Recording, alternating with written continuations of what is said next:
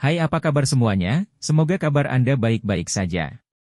Terima kasih karena sudah memberikan support dan juga kesetiaan Anda untuk membangun channel Codot Film. Yuk kita lanjutkan alur ceritanya, sambil siapin kopi dan cemilan, setting suara volume full. Gasken. Ada 5 kolam nirvana, masing-masing mewakili alam kultivasi, dan kebetulan adalah alam kultivasi yang Si Hao kembangkan sebelumnya. Saat ini, mereka muncul di depan matanya. Apakah ini membuatnya mengalami kelahiran kembali? Namun, dia tidak merasa bahwa pihak lain memiliki niat baik seperti itu, karena betapa dia tidak memiliki kesan yang baik tentang Gunung Abadi, dan pihak lain juga tidak memiliki niat baik terhadapnya. Leluhur Qinwu, apa rencana dirimu yang terhormat? Kedua tetua berdiri di samping Qin Hao di kejauhan. Mereka tampak sangat bingung. Hao, pergi dan lawan dia untuk mengasah dirimu. Memiliki jenis makhluk tertinggi muda ini dan tidak memanfaatkannya akan terlalu sia-sia. Qinwu berbicara. Kemudian, dia melihat pemuda di kejauhan. Qin Hao mengangguk dan bangkit dalam satu ikatan. Qinwu menunjukkan jarinya, langsung mengirimnya ke formasi. Nenek moyang yang hebat, Hao masih muda. Salah satu ahli tertinggi buru-buru berbicara. Dia tidak mengatakan bagian lain dari apa yang akan dia katakan, karena Qin Hao jelas bukan lawan batu kecil di usianya. Kalian semua tidak mengerti misteri kolam nirvana. Alam manapun yang terukir di prasasti batu, itulah alam kultivasi yang akan dimiliki seseorang begitu mereka masuk. Tentu saja, ada formasi lain di sana untuk menawarkan bantuan, misalnya, beberapa medan perang kuno. Qinwu berbicara dengan tenang dengan nada acuh tak acuh. Leluhur yang hebat, dengan menjebaknya di sini, apakah Anda akan membuatnya memperkuat Hao? Pakar tertinggi lainnya tercengang. Setelah ragu-ragu, dia berbicara lagi. Namun, jika sesuatu yang tidak terduga terjadi dengan batu kecil itu, tidak akan mudah untuk menjelaskannya. Leluhur besar Qinzi berkata sebelum memasuki alam yang lebih tinggi bahwa dia memiliki setengah dari darah klan kita dan tidak dapat dipaksakan. Saya tidak memaksanya. Ini hanya pertukaran tipikal Anda. Selain itu, dia masih tumbuh di luar dan membawa ketidakpuasan besar terhadap klan kami.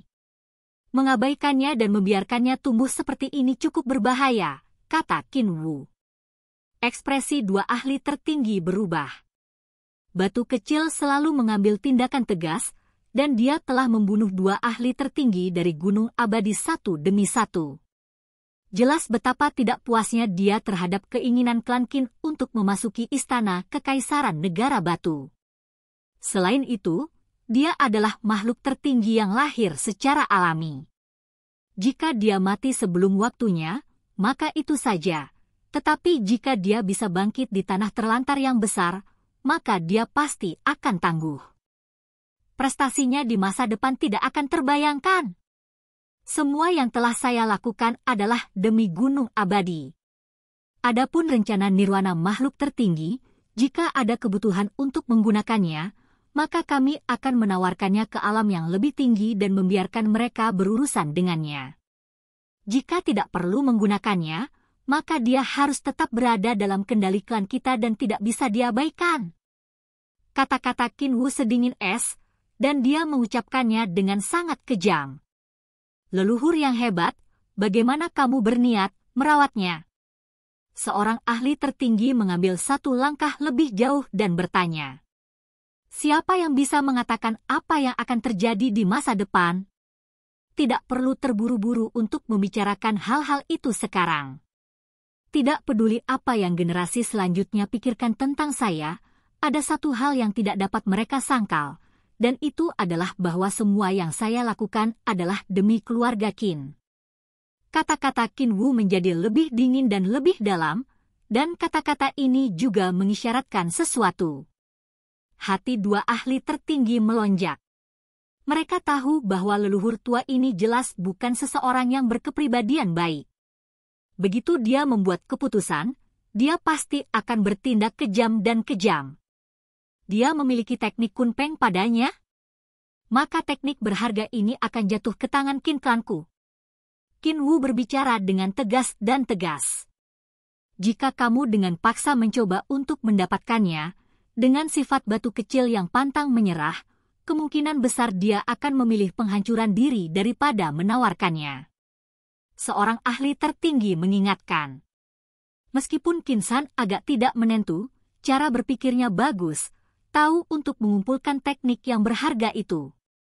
Dengan kemampuan ilahi saya, ada terlalu banyak peluang untuk mencurinya. Qin Wu mencibir. HOR masuk ke dalam. Ih, apa itu? Semua jenis tubuh spiritual muncul. Ini adalah medan perang roh heroik. En tua berteriak aneh. Qin Wu mengangguk dan berkata, saya mengatur roh kepahlawanan dan secara khusus membawanya dari daerah lain, jadi itu cukup untuk mengeluarkan jiwa batu kecil dari tubuhnya. Kemudian, kolam nirvana dapat mulai meniru dan mengukir tekniknya. HOR tidak akan terpengaruh, kan? Seorang ahli tertinggi tampaknya khawatir. Dia tidak akan. Mereka akan bertarung dari tempat yang berbeda. Qin Wu menjawab. Dalam formasi, pikiran Xi Hao menjadi ketakutan. Dia merasakan gelombang udara dingin turun, seolah-olah pintu ke dunia bawah dibuka dan iblis yang tak ada habisnya akan bergegas keluar untuk membunuh. Apa yang sedang terjadi? Dia menggigil dalam hati. Di dalam ruang ini, semua vegetasi menghilang. Ada energi di mana-mana di area yang luas dan tak terbatas ini. Medan perang kuno diproduksi, dan tubuh jiwa muncul satu demi satu. Salah satu dari mereka mengenakan mahkota di kepalanya. Ini adalah individu yang kuat yang tidak menghilang setelah kematian. Dia melonjak dengan niat perang. Di ruang ini, hanya kolam 5 fase yang melonjak dengan energi yang dan melepaskan panas. Ini adalah satu-satunya tempat yang cocok bagi seorang kultivator untuk berdiri. Gunung Abadi, aku memperingatkan kalian semua. Jangan membuatku marah lagi, atau kamu harus bertanggung jawab atas apa yang terjadi sesudahnya. Suara Xi Hao berteriak keras, berdering melalui tempat ini. Demi menemukan orang tuanya, dia merendahkan dirinya dan bahkan pergi dalam perjalanan panjang ini, menghadapkan dirinya pada bahaya. Setelah memasuki Gunung Abadi, dia harus mundur lagi dan lagi, semua demi bertemu orang tuanya. Namun, pada akhirnya, pihak lain bertindak benar-benar tidak terkendali dan terus bertindak seperti itu. Medan perang roh heroik ditempatkan di sini untuk memaksanya bertarung.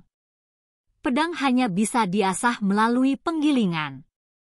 Setiap ahli yang kuat pertama-tama harus mendapatkan pengalaman dalam pertempuran, dan hanya dengan begitu mereka dapat benar-benar mengalami kelahiran kembali. Suara Qin Wu terdengar. Niatnya jelas dan mudah dilihat.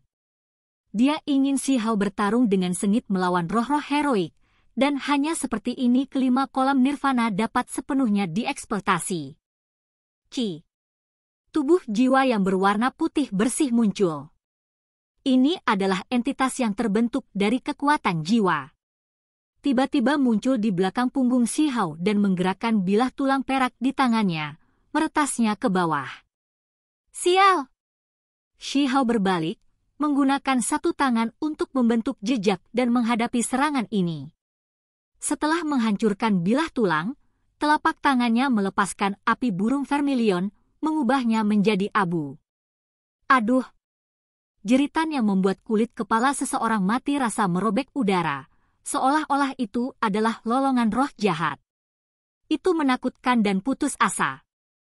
Seluruh medan perang kuno tiba-tiba beraksi, dan semua roh heroik menjadi gila. Pada saat ini, tubuh jiwa muncul di mana-mana, di tanah, di langit, atau bahkan di atas awan gelap.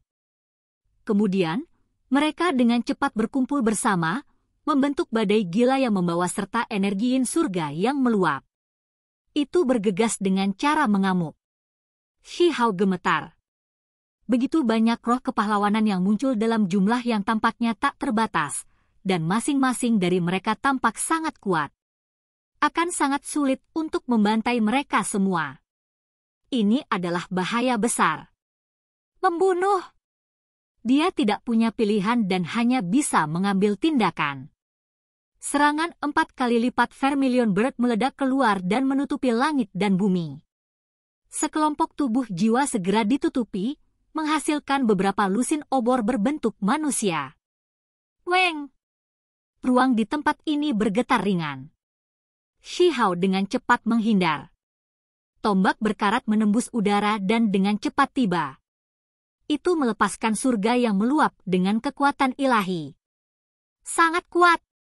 Mata Shihao berkedip.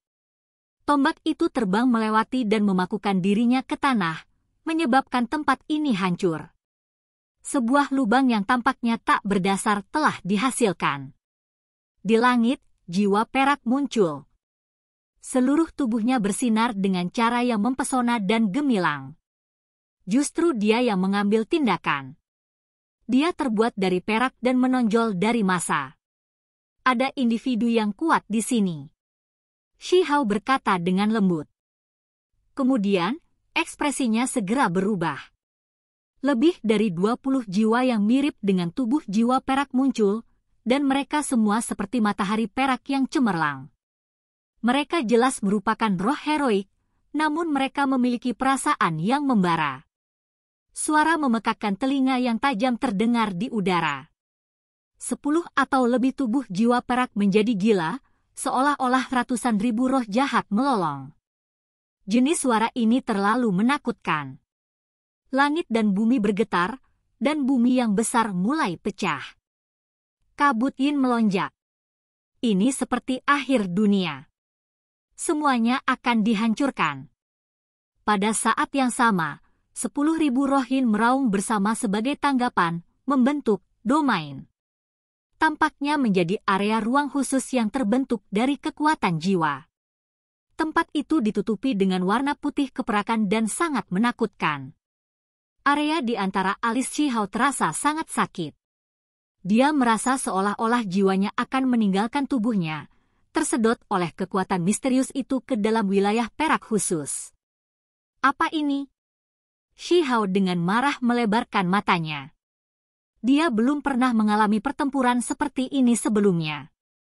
Pada akhirnya, darah menetes keluar dari ruang di antara alisnya. Jiwanya yang kuat membentuk sosok kecil seukuran kepalan tangan yang memancarkan energi dan meninggalkan tubuhnya. Ada yang tidak beres. Ketika dia tersedot oleh gelombang kekuatan itu, dia memperhatikan bahwa 5 kolam nirvana bergerak dan aura Dao yang aneh muncul ke permukaan. Itu akan mengukir segala sesuatu di dunia ini. Kembali padaku, teriak Shihao. Jiwanya meletus dengan cahaya keemasan tak berujung yang meretas kemana-mana. Lebih dari 1000 roh heroik terbunuh di tempat. Ini adalah serangan paling kuat dari jiwa Shihao, yang mewakili semua misteri terbesarnya. Pada saat ini, dia tidak menggunakan teknik berharga apapun dan hanya menggunakan jenis sensasi.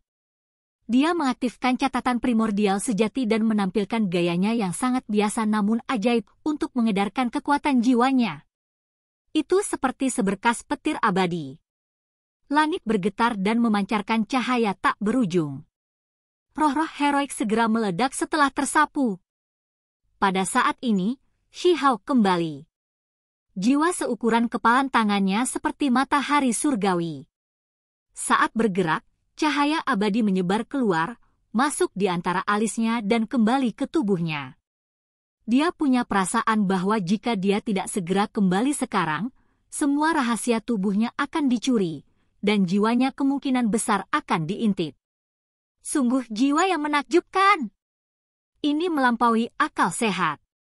Bahkan domain khusus yang dibentuk oleh jiwa perak dan puluhan ribu roh kepahlawanan tidak dapat menahannya. Batu kecil ini terlalu mencengangkan. Bahkan jika dia dilepaskan ke alam yang lebih tinggi, kemungkinan besar dia masih bisa naik ke tampuk kekuasaan. Salah satu ahli tertinggi terkejut. Ekspresi Qin Wu dingin. Dia juga sangat terguncang. Seberapa kuat tubuh jiwa perak itu? Domain yang dibuatnya dengan roh-roh heroik sebenarnya tidak bisa menyedot jiwa Shi Hao. Ini tidak normal sama sekali. Shi Hao melepaskan raungan panjang.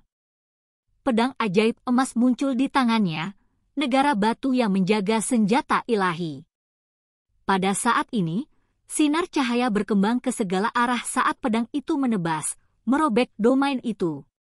Dengan suara hong, domain perak hancur berantakan, dan kelompok besar tubuh jiwa meledak.